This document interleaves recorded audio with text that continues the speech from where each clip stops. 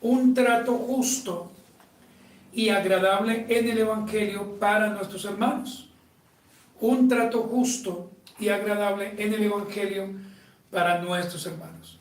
Hoy vamos a ver la segunda parte, hermanos, de esta enseñanza frente a cuál debe ser el trato para los ancianos y pastores. Y hay un objetivo, hermanos, y es claro: comprender por medio de la palabra del Señor la importancia de dar un trato justo a la familia en la fe. Ojo, hermanos, porque nosotros no podemos ser injustos con el trato que le damos a las personas. Trato para cada uno debe ser justo y debe ser el mismo, porque se supone que es en el Señor, ¿cierto? Entonces debe ser el mismo.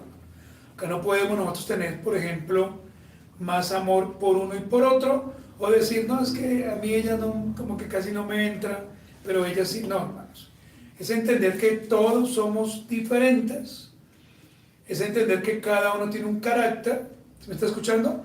Pero que independientemente de eso debemos amarnos como somos. Entonces van a haber personas que son muy graciosos, muy graciosas, o personas ya muy serias. Pero eso no significa entonces, hermanos, que nosotros tengamos que tratar de una forma despectiva o de una forma que no es a las personas. Hermanos, vamos a leer 1 Timoteo, capítulo número 5, versículo 17 y versículo 18. Miren lo que dice la palabra: los ancianos que gobiernan bien sean tenidos por dignos de doble honor, mayormente los que trabajan ¿en qué? En predicar y enseñar. Versículo 18: pues la escritura dice, no pondrás bozal al buey que trilla, y digno es el obrero, ¿de qué, hermanos? De su salario. Los pastores, como ya lo dijimos, deben ser vistos como nuestro Señor los ve, un regalo de parte suya para la iglesia. De esa manera es que nosotros debemos ver a los pastores, no como una carga. Miren, hermanos, todos los pastores son diferentes, todos los pastores no son iguales. Hay unos que son quizás más habladores, ¿sí? O pastores que de pronto no hablan tanto, otros que son más alegres, otros que son más serios. Pero nosotros, hermanos, no podemos acomodarnos a lo que a mí me gusta, sino que tenemos que entender de que todos los pastores que predican bien, ¿no? Aclarando eso, y que gobiernan bien, deben ser vistos como un regalo de Dios para la iglesia. La iglesia obviamente somos nosotros, ¿no? En nuestro último encuentro estuvimos evidenciando por las Santas Escrituras cuál debía ser el trato para los ancianos. Dijimos en esa oportunidad que los pastores o los ancianos que gobiernan bien debían ser tenidos como hermanos, por dignos de doble honor, ¿se acuerdan? Eso, hermanos, es una enseñanza que usted tiene que tener aquí en su cabeza, lo cual entonces nos llevó en ese momento a meditar en que el anciano fiel debe ser, primero, honrado y respetado por su especial trabajo. Miren, hermanos, a mí a veces me parece un poco gracioso escuchar personas que dicen que el pastorado no es un trabajo, que simplemente el pastor está allá y él abre la Biblia y lo que quiera, y que es un negocio y ya. Pero no es así, hermanos. El pastor que hace bien su trabajo tiene que estudiar, ¿cierto? Tiene que leer, y no leer un versículo, tiene que leer mucho, hermanos. Tiene que hacer un buen estudio, tiene que organizar muy bien cuál va a ser la manera de predicar. Es más, hermanos, miren que cuando estamos hablando de la enseñanza, uno tiene que organizar muy bien las palabras, la gramática, es decir, colocar bien los puntos y coma, los coma, mirar hasta dónde va el punto, para que ustedes puedan entendernos, hermanos. O sea, no es solamente hablar por hablar, como algunos lo han pensado. Y el trabajo de un pastor, hermanos, a veces es el trabajo que es menos honrado, menos respetado. Desafortunadamente, hermanos, porque algunos han dado un testimonio pésimo. También dijimos en esa oportunidad que el pastor debe recibir una remuneración económica, pero lo aclaramos nuevamente, de acuerdo a la posibilidad de la iglesia. No es que los pastores se paren y digan, no, yo no voy a trabajar, no, qué pena, pero yo una semana no voy a hacer nada. ¿Ya? Ustedes tienen que mirar cómo me sostienen. No, hermanos, eso tampoco es así. Entonces, de acuerdo a la economía o a la posibilidad de la iglesia, entonces de esa forma al pastor se le sustenta, ¿sí? Por eso, hermanos, dijimos que hay pastores que tienen doble profesión o doble trabajo, ¿no? Bivocacionales. Trabajan en la iglesia, pero por algunas circunstancias deben trabajar en una empresa. Entonces, hermanos, pues imagínense el esfuerzo doble que se hace, ¿no? El esfuerzo que se está haciendo. Hoy, hermanos, vamos a considerar, como les dije, esta parte sobre el trato hacia nuestra familia en la fe. Entonces, no solamente el anciano, la anciana, el joven, la señorita, no solamente la soltera o la viuda, deben ser vistos o tenidos con un buen trato, sino también el pastor, ¿sí? ¿Por qué, hermanos? Porque el esfuerzo que se hace pues es eminente, hermanos. Hoy vamos a considerar dos puntos, hermanos. Miren primero, de acuerdo a 1 de Timoteo 5:17, la parte C, mayormente los que trabajan en predicar y enseñar. Así, hermanos, mayormente los que trabajan en predicar y enseñar. 1 de Timoteo 5:17, la parte C. Y como punto número 2, vamos a mirar o vamos a hacer algunas correcciones pertinentes hacia la grey de Cristo. Correcciones pertinentes hacia la grey de Cristo. Miren, hermanos, al final haremos algunas correcciones que a veces no las hacemos porque nos enseñaron mal, hermanos, o porque no hemos querido corregirnos. Pero hoy nuevamente vamos a corregir algunas cosas. El punto número 1 entonces es este: sean tenidos por dignos de doble honor, mayormente los que trabajan en predicar y enseñar. Leamos 1 de Timoteo 5:17, la parte C. Hermano, es necesario que su Biblia todo el tiempo esté abierta, hermanos.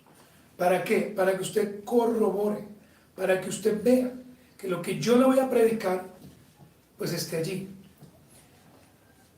Dice, mayormente, si usted quiere subrayar lo que le voy a decir, los que trabajan, para que usted note que sí es un trabajo, y que Pablo lo destaca como trabajo, mayormente los que trabajan en predicar y enseñar.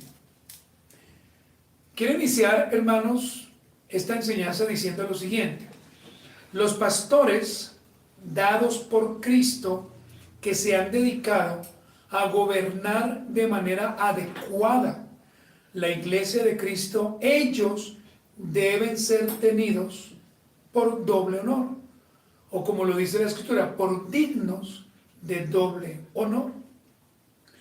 Pero el texto nos sigue informando que no solamente es por gobernar la iglesia con sabiduría, con amor, con prudencia, sino que el nivel, hermano, sube, que el nivel es mayor. ¿Por qué? Porque aquel que es llamado por el Señor como pastor o como oficial de la iglesia debe entender que tiene un trabajo doble. ¿Y el trabajo doble cuál es? No solamente es enseñar o no solamente es predicar, sino que es predicar y enseñar. Predicar y enseñar. Y cuando hablamos de la predicación y de la enseñanza, hermanos, son asuntos que requieren de tiempo.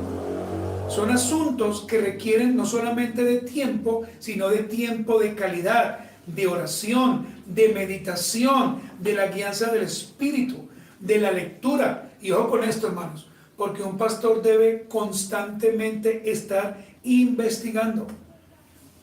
Constantemente. ¿Para qué, hermanos? Para que su iglesia pueda ir creciendo de una manera en que agrade al Señor. Recuerden que nosotros ya no crecemos en estatura, digamos los que están ya grandes, sino que ahora crecemos ¿en qué? En sabiduría, ¿no? En conocimiento, en entendimiento. Entonces, hermanos, en esta mañana voy a dedicarme, si el Señor así me lo permite, a hablar de la predicación, a hablar de la enseñanza, de acuerdo al texto. Y entender, hermanos, que la predicación y la enseñanza deben ser constantes, no solamente desde el púlpito, sino también en otros escenarios. La iglesia local, hermanos, escúchenme, debe honrar al pastor o a los pastores de su iglesia que realmente se esfuerzan cada domingo o en cada encuentro semanal en sus enseñanzas o en sus predicaciones que van a compartir con sus feligreses. ¿Y ustedes qué tienen que hacer? Ustedes deben estar con la Biblia abierta, ¿cierto? Como les hemos enseñado, hermanos, vayan al griego, al hebreo y revisen si realmente, hermanos, la predicación que se está enseñando realmente va en línea con la palabra. Pero, hermanos, no es solamente, hermanos, escuchar la enseñanza y mirar a ver si de pronto, o decir, sí, sabe que está bien, o sabe que me gusta. No, hermanos. Eso hablaría de usted muy mal y diría que usted es muy mal estudiante.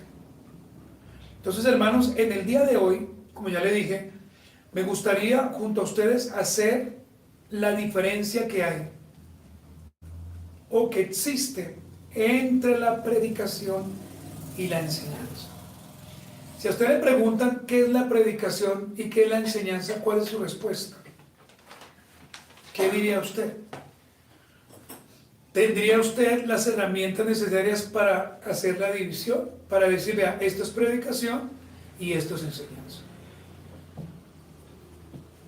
Pero también, hermanos, vamos a mirar hoy algunas correcciones que hay y que se debe hacer entre la predicación y la enseñanza.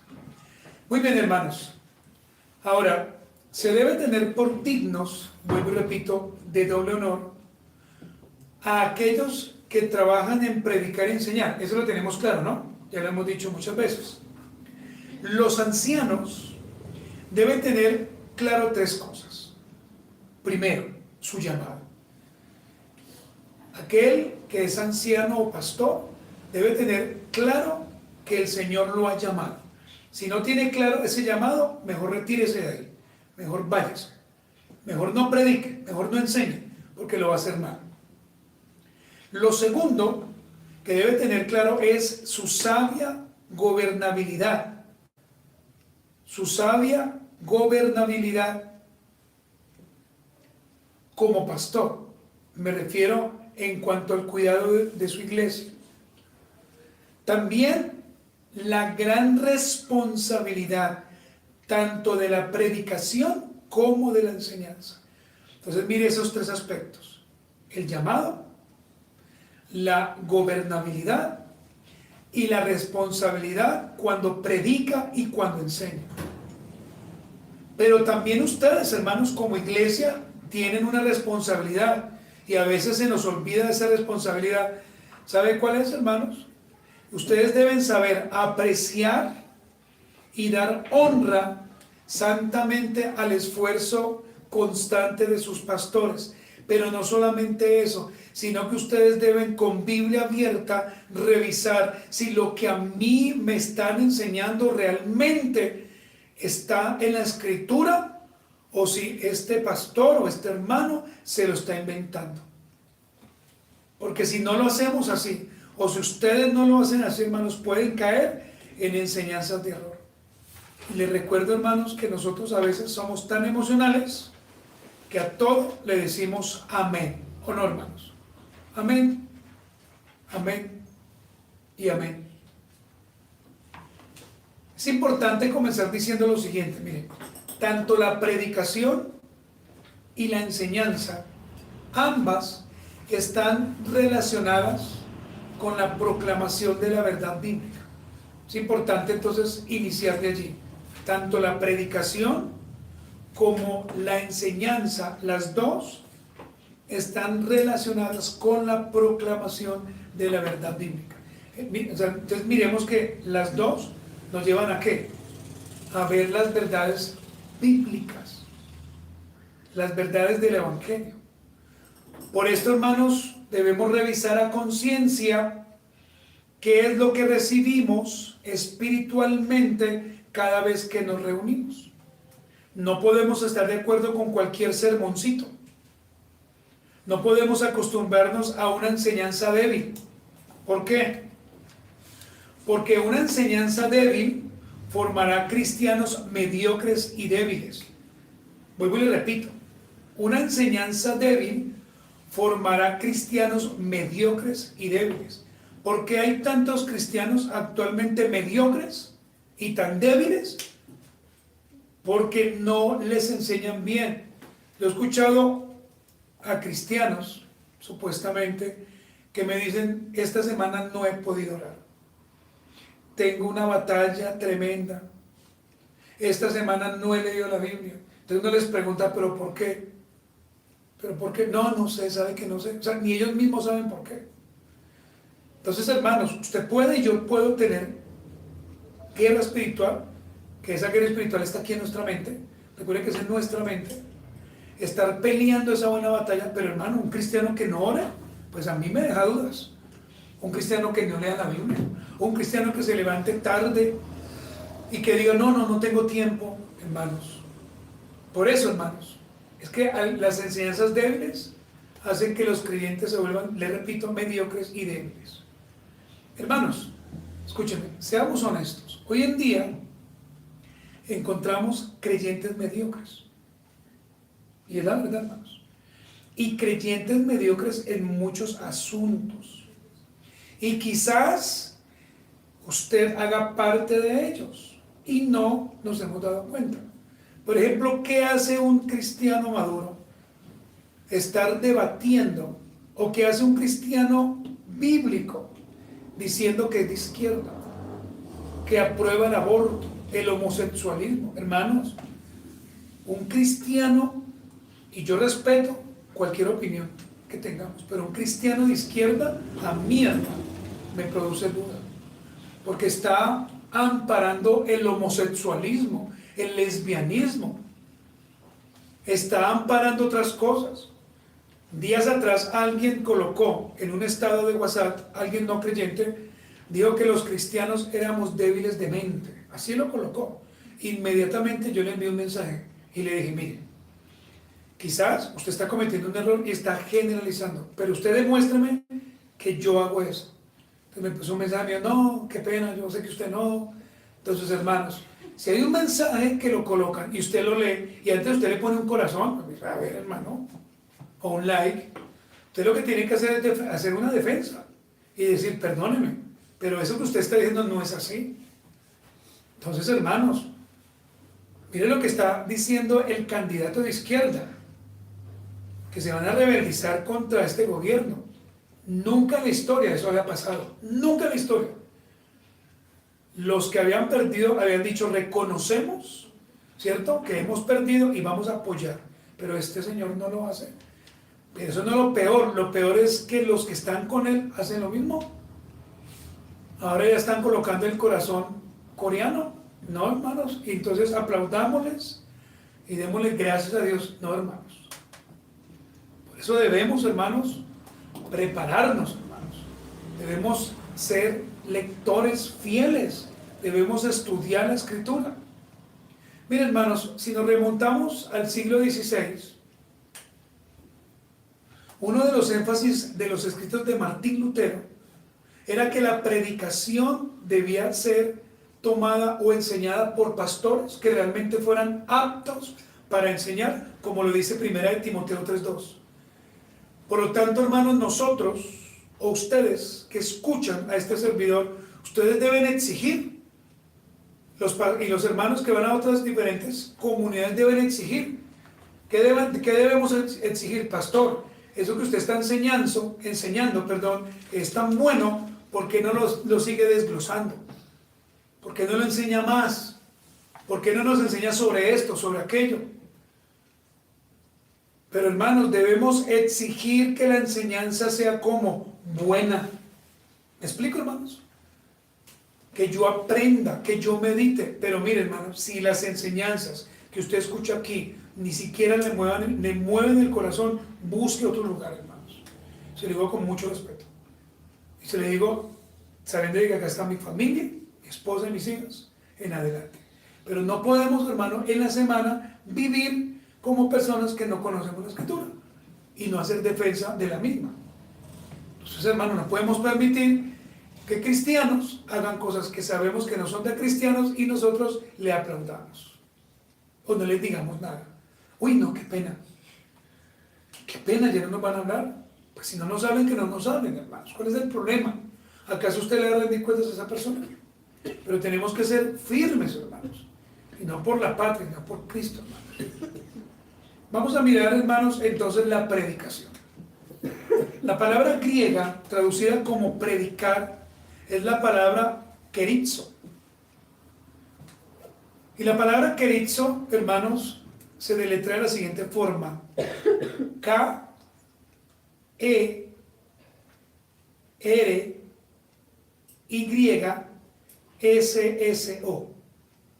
Kerizo. K-E-R-Y-S-S-O.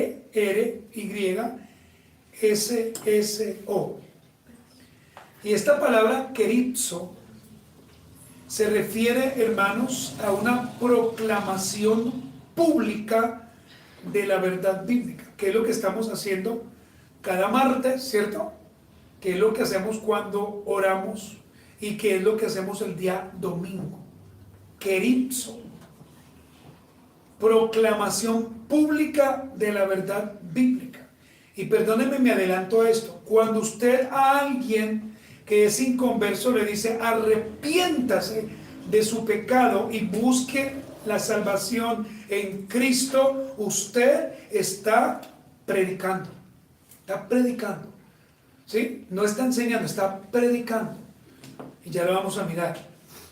¿Cuál es el propósito, hermanos, de la predicación? Porque hay un propósito.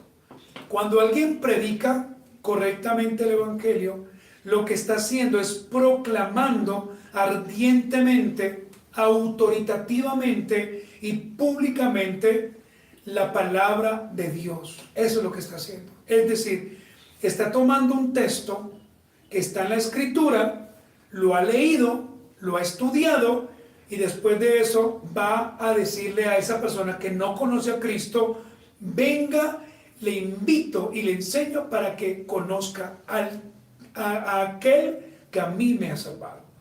Aquel que a mí me ha salvado.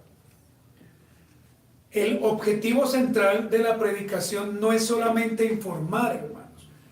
Como cuando alguien da una tarjetita y le dice, lo espero este domingo en la iglesia. No, no. Ese no es el objetivo central de la predicación. Entonces, ¿cuál es el objetivo central? Confrontar al oyente. Es confrontarlo. ¿De qué, hermanos? De su pecado. Es buscar el arrepentimiento en esa persona. Es que la predicación transforme la vida y que esa predicación lo lleve a él o a ella a exigir respuestas del por qué no obedece a Dios. Y los ejemplos claros son en nuestra propia casa. Si en su casa todos son creyentes y usted sabe que está haciendo algo que no es de un cristiano, usted tiene que predicarle de Cristo. Usted tiene que decirle, venga, un momento. Sí, usted es mi esposa, usted es mi esposo, usted es mi hijo, usted es mi hija, pero ¿por qué hace eso? Se supone que usted no lo hace. Se supone que eso no es lo que predicamos.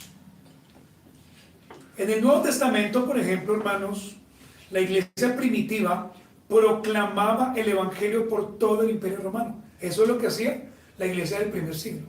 ¿Qué hacía? Proclamar el Evangelio en Roma. Y esta proclamación buscaba mover el corazón a los pecadores para que ellos vinieran al arrepentimiento. ¿Se acuerda usted de la primera predicación de Pedro? ¿Se acuerda? Cuando él predica la primera vez, si usted es un buen lector, se va a dar cuenta de que Pedro habla en todo momento de Cristo. Y no solamente habla de Cristo, sino que le dice a los judíos: ustedes crucificaron al Señor, ustedes. O sea, él lo que quiere llevarlos es al arrepentimiento correcto. Es decir, mira, ustedes que se creían tan perfectos en la ley, ustedes que decían que eran puros, santos, que todos se lo sabían, pero ustedes crucificaron al dador de la vida. Después de esa predicación, ¿cuántas personas se convierten? 3,000. 3,000, hermanos. Por eso, hermanos, la predicación del Evangelio busca proclamar y mover el corazón al arrepentimiento, pero ojo, sin manipulación. Sin manipulación. Ah, no, es que si usted no va a la iglesia se va al infierno. No, es que puede venir a la iglesia, puede estar 30 años, pero pues si nunca fue cristiano, pues ¿a dónde va a ir? Pues al infierno. ¿O no? ¿Cuál es la diferencia? Debemos predicarle a alguien a Cristo. Mire, permítame enseñarle lo siguiente. Antes de que usted invite a alguien a la iglesia, antes de que usted le hable de la iglesia local, primero predíquele. Primero predique. Yo me acuerdo cuando hace mucho tiempo venían personas nuevas, entonces antes a mí me decían: pastor, ahí le traigo una persona para que lo convierta. No, es que yo no hago eso. Yo no tengo esa capacidad. Yo predico el Evangelio. Y el Señor, por medio de su Espíritu, es el que convence. No sé si usted lo entiende así. O sea, el Espíritu Santo es el que convence, no yo. Por ejemplo, hermanos, Jesús comenzó su ministerio con este llamado. ¿Cuál fue el llamado? Arrepiéntanse, porque el reino de los cielos se ha acercado. ¿Se acuerdan? Eso se ve o se encuentra en Mateo 4:17. Vayan conmigo allí. Mateo capítulo número 4, versículo 17. Estamos hablando, hermanos, en esta primera parte ¿de qué? De la predicación, ¿no? ¿Qué es la predicación y cuál es su corazón? Llamar al pecador al arrepentimiento. Desde entonces comenzó Jesús ¿a qué? A predicar y a decir: arrepentíos, porque el reino de los cielos se ha acercado. Usted va a notar, por ejemplo, bueno, ya lo vamos a mirar, pero que el Señor no solamente predicaba, sino que Él también enseñaba. Juan el Bautista en el Jordán también predicó, ¿se acuerdan ustedes? Vaya un capítulo antes, Mateo 3. Mateo capítulo número 3, versículo 1 y versículo 2. A ver, hermano, ¿van a las Biblias? Mateo 3, versículo 1 y 2. Vean lo que dice: en aquellos días vino Juan el Bautista. ¿Y qué estaba haciendo Juan el Bautista? Predicando en el desierto de Judea y diciendo: arrepentidos, porque el reino de los cielos se ha acercado. Entonces notamos cómo nuestro amado y bendito Jesús lo hacía, predicar, pero también lo hacía Juan. Por ejemplo, hermanos, durante sus viajes misioneros, hablando de Pablo, Pablo predicaba, pero también Pablo enseñaba la verdad del Evangelio. Vaya al libro de los Hechos ahora. El libro de los Hechos, capítulo 28, es el último capítulo. Libro de los Hechos, capítulo número 28, versículo 30 y 31. Aquí el contexto, hermanos, es Pablo en su primer encarcelamiento en Roma. En ese primer encarcelamiento Pablo disfrutaba de varias cosas. En el segundo encarcelamiento ya Pablo se le quitan, por decirlo así, como algunos beneficios. Pero aquí Pablo está predicando. Hechos 28, 30 y 31 dice: y Pablo permaneció 2 años enteros en una casa alquilada y recibía a todos los que a él venían. ¿Y qué hacía? Versículo 31. Predicando el reino de Dios y enseñando acerca del Señor Jesucristo abiertamente y sin impedimento. Entonces, hermanos, aquí usted puede ver que Pablo no solamente predica, sino que también ¿qué? Enseña. La Biblia habla de un hombre llamado Felipe, Felipe el evangelista. Felipe el evangelista también predicó. Devuélvase, hermanos, 20 capítulos atrás y vamos a leer Hechos 8:5. Hechos, capítulo número 8, versículo 5. Vean lo que dice. Entonces Felipe, descendiendo a la ciudad de Samaria, ¿qué hacía? Les predicaba a Cristo. ¿Sí están ahí en la Biblia, hermanos, o no? Entonces Felipe, descendiendo a la ciudad de Samaria, les predicaba a Cristo. Miren, hermanos, el objetivo claro de la predicación es provocar arrepentimiento en el pecador que ha sido expuesto ¿a qué? Al evangelio. Cuando alguien predica el evangelio, debe producir en esa persona arrepentimiento. Hermanos, no es ganar peleas, no es hacer eso no es predicación. Alguien dice, por ejemplo, no, es que en mi iglesia anoche hicimos una guerra espiritual. Uy, pero eso es del diablo, eso no se hace. Uy, no, usted está más perdida que Satanás.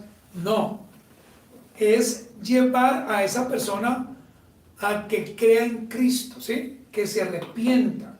Pero hermanos, hemos confundido la predicación con peleas personales. Entonces resulta que esos hermanos, supuestamente son hermanos, pero ya no se hablan. Porque la mamá asiste a una iglesia X, allá le enseñan una cosa y el hijo a otra, pero el hijo quiere, mejor dicho, como sea. No, hermanos. Todo tiene un propósito y recuerde que el único que puede transformar las vidas es el Señor Jesucristo por medio de su Espíritu. ¿Listo, hermanos? Eso es importante. Si usted lo entiende así, su predicación va a ser más efectiva. Su predicación va a ser más clara. Es tomar un texto, claro, donde se vea a Cristo. Y decirle a la persona, por ejemplo, ¿por qué usted está así? La he visto triste, desconsolada, aburrida, ¿qué tiene? Y la persona comienza a abrir su corazón. No, mire que esto, bueno, mire que la Biblia enseña esto. ¿Por qué usted no se arrepiente? Mire que su vida sería diferente si usted le entregara su vida a Cristo, sus sentimientos, su sexualidad, ¿sí? Entonces cambia el concepto, ¿no? A empezar a juzgar, que usted sí se da cuenta, es que yo a usted lo dije la semana pasada y se lo dije hace 20 días. La persona, en vez de sentirse llena, porque usted le está enseñando la palabra, se va a sentir como juzgada todo el tiempo. Y con la última persona que va a querer hablar con usted, porque usted la juzga. Entonces, hermanos, el enfoque de la predicación se basa en un llamado a la acción. Ese es el enfoque de la predicación, un llamado a la acción. El predicador, a través de la homilética, es decir, la palabra homilética es saber dar un discurso, ¿no? Homilética, saber enseñar. Expone la verdad divina de una manera persuasiva, es persuadir, es convencer a esa persona de que Cristo a usted y a mí nos ha cambiado. Entonces, como nos ha cambiado, lo que yo quiero para esa persona es que ella también o él también cambie. ¿Me explico, hermanos? Entonces, una cosa es manipular, otra cosa, hermano, es persuadir de la manera clara para que la persona venga al Señor. Usted tiene que hablarle de Cristo, no de usted. Porque cuando usted le habla de usted se va a volver antropocéntrico. No, mire que yo era así mala gente. Uy, pero mire que Dios me cambió. Pues gloria a Dios, pero háblele mejor de Cristo. Dígale, mire, el Cristo del que yo le he predicado hace unos minutos, Él a mí me transformó. Yo era así, pero mire, soy diferente. Y claro, todavía sigo pecando. Claro, todavía la embarro. Pero mire que lo mejor que me ha podido pasar es haberme arrepentido y haber conocido a Cristo. Pero yo les pregunto, ¿cuántas personas en su trabajo pueden estar pasándola mal? Y yo las veo, y veo que están por allá como alejadas, pero yo no les predico, porque me da pena, o de pronto me sacan del trabajo. Uy, no, ¿qué dirán? Hermanos, Dios no solamente ha llamado al pastor, sino a toda su iglesia. ¿A qué? A predicar. ¿Sí? ¿Lo ha entendido así? Debemos predicar. Claro, lo hemos dicho muchas veces, con nuestro testimonio. Pero también, hermanos, debemos abrir nuestros labios. Y hermano, mire, aproveche cada momento que Dios le pueda permitir. Si Dios le da 5 minutos extras en su trabajo y esa persona viene llorando y usted le puede predicar, hágalo. Por supuesto, sin saltarse los conductos de su empresa, pero hágalo. Muéstrele al Señor. Pero hermano, no pase la semana sin haberle hablado, o no pasemos la semana sin haberle hablado a alguien. Por favor, hable del Señor y usted muestre su testimonio. Entonces, hermanos, eso es la predicación. La predicación del Evangelio lo que hace es provocar que el pecador se arrepienta. La predicación. ¿Sí, hermanos? ¿Hasta ahí me entendieron? Vamos a hablar ahora de la enseñanza, hermanos. La enseñanza. El término griego traducido como enseñar es didasco, con K al final. ¿Y cómo suena? Didasco. Y la palabra didasco en el griego se refiere tácitamente a impartir conocimiento e instrucción de manera sistemática. Eso es la enseñanza. Es impartir conocimiento e instrucción de manera sistemática. Y aquí, hermanos, como ustedes lo han visto, en múltiples ocasiones hemos tenido el privilegio de enseñar doctrinas esenciales, ¿cierto? Para que crezcamos en el conocimiento y seamos instruidos. Por ejemplo, ¿usted de qué doctrinas se acuerda que hemos enseñado? Hemos hablado, por ejemplo, de la doctrina de la Escritura. Hemos hablado de la doctrina del Espíritu Santo, ¿cierto? Hemos hablado o estamos hablando en este momento de cristología. Hemos hablado de teología. Ahí es cuando uno enseña y comienza uno cada vez a profundizar un poco más. Por eso, hermanos, cuando usted tenga la oportunidad de escuchar una enseñanza y de ser instruido en el conocimiento, hágalo, aproveche. Ahora, hermanos, la enseñanza tiene un propósito, igual que la predicación, y es la exposición o la explicación detallada del significado y trasfondo de la Escritura. Muy práctico. Es la exposición o la explicación detallada del significado y trasfondo de la Escritura.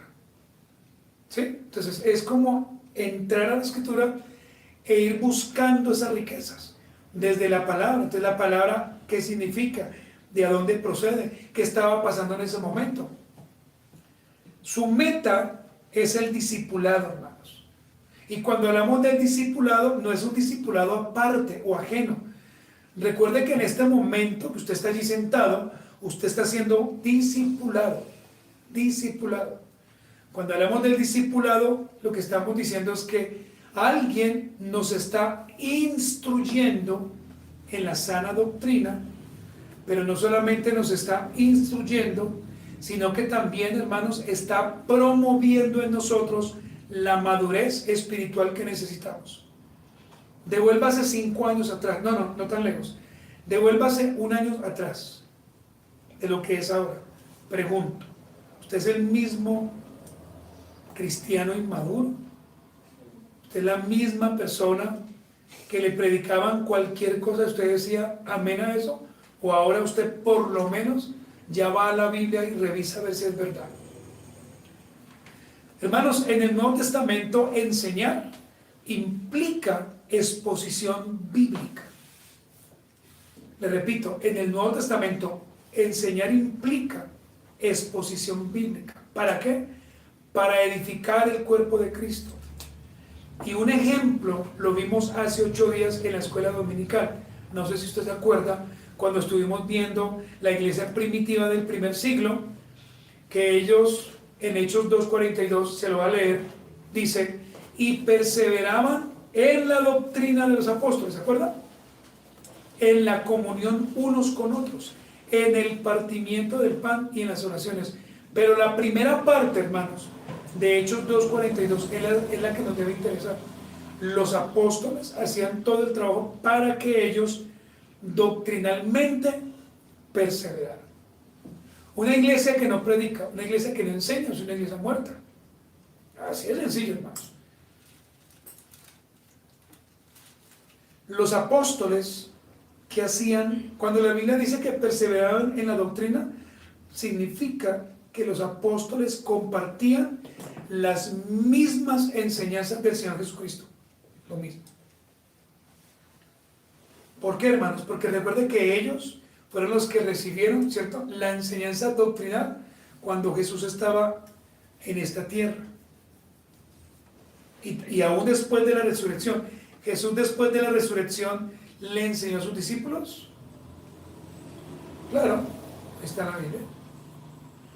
Los apóstoles compartían entonces las mismas enseñanzas que habían recibido de su maestro.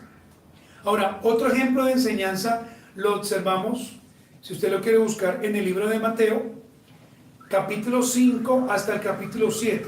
O sea, desde el capítulo 5 hasta el capítulo 7. Allí vemos al Señor Jesucristo enseñando diferentes temas.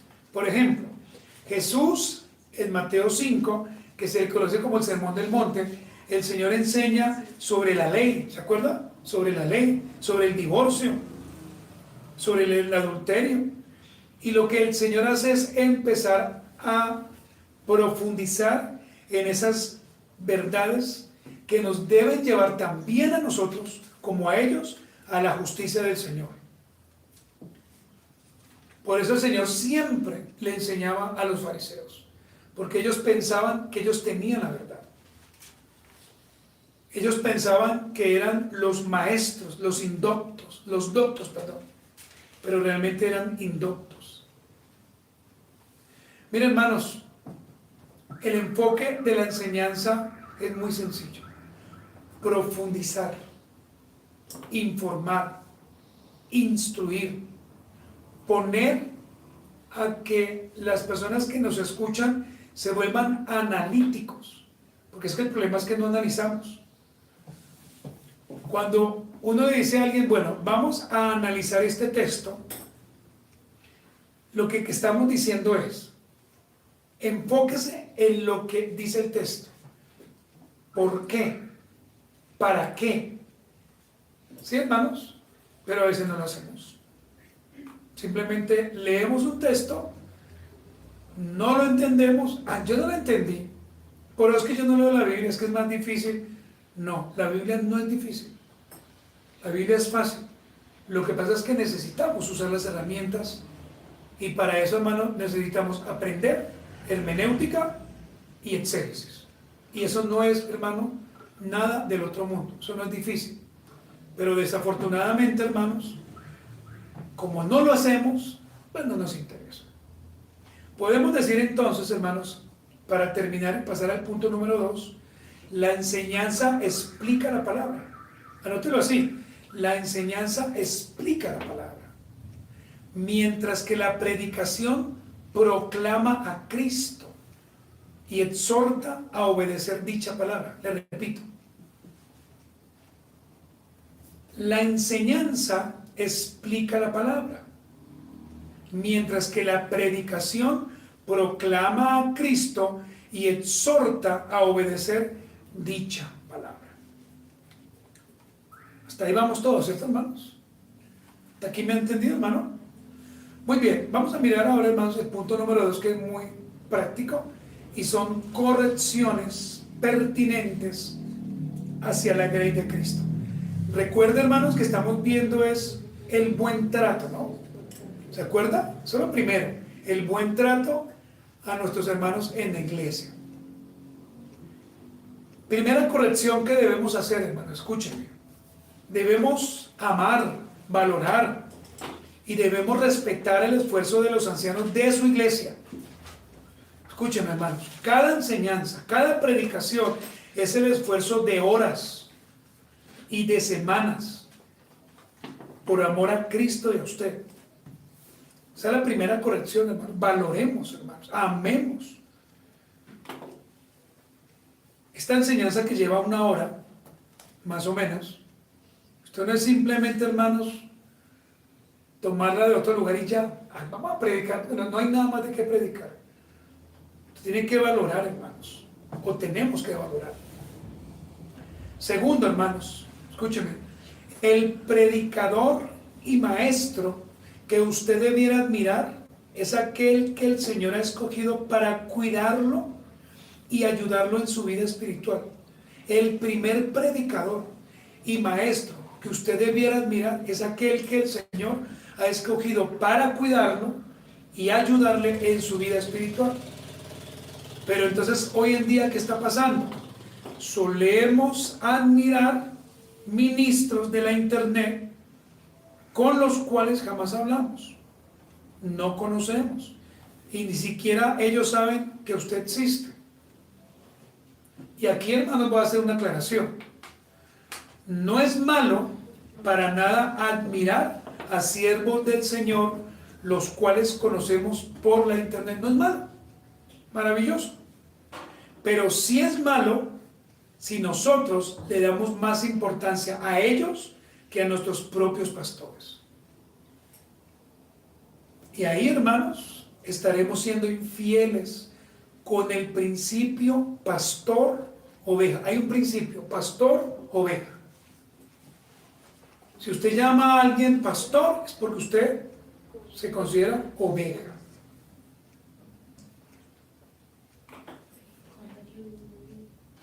Hermano, piénselo. Vea lo tercero, escúcheme.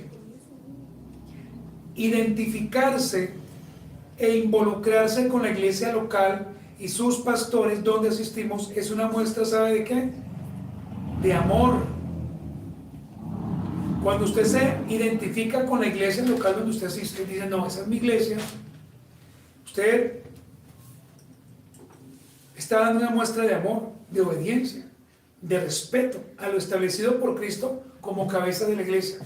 ¿Qué dice nuestra confesión de fe? ¿Qué dice la Biblia? Que debemos congregarnos. Cuarto, hermanos, amar, honrar, cuidar y alegrarse por los pastores que tenemos es el mayor agradecimiento a Cristo por su providencia hacia mi vida. Tener pastores es un regalo, hermanos, y es una providencia. Le repito, amar, honrar, cuidar y alegrarse por los pastores que tenemos es el mayor agradecimiento a Cristo por su providencia hacia mi vida. El problema, hermanos, es que nosotros, pues, entendamos eso. Ese es el problema. Lo último, hermanos, los ancianos que gobiernan bien, ¿qué dice la Biblia? ¿Qué dice, hermanos? A ver, los escucho. Sean tenidos por dignos de doble honor. Mayormente los que trabajan en ¿qué? En predicar y enseñar. Hermanos, vamos a dar dos conclusiones para terminar. Miren la primera, los pastores deben gobernar la iglesia de Cristo de la forma correcta, amándola, cuidándola, guiándola, enseñándola, vean todos estos verbos, corrigiéndola, para que ella glorifique a quien le libró del infierno. ¿Sabe a usted quién le libró del infierno? Cristo. Cristo. Por eso, hermanos, debemos tener la correcta visión de cada persona. Y lo segundo, hermanos, la iglesia del Señor debe levantar diariamente un gran aprecio por los hombres que su Señor ha escogido para su servicio. Por eso le digo, hermano, usted tiene que revisar si se identifica pastor o oveja. Pastor o oveja. Ah, él es el pastor, yo soy la oveja. Pero si usted es la oveja y no obedece, ¿cómo se identifica? ¿Se acuerdan que alguna vez hablamos de las cabras? ¿Cierto? Entonces, una oveja se identifica con la labor del pastor, con el respeto hacia el pastor y le da el honor que Cristo da por su iglesia. Hermanos, espero que esta enseñanza, como la pasada haya sido muy clara, hermanos, y que realmente nos haya movido el corazón para hacer lo que la Biblia enseña. Póngase de pie.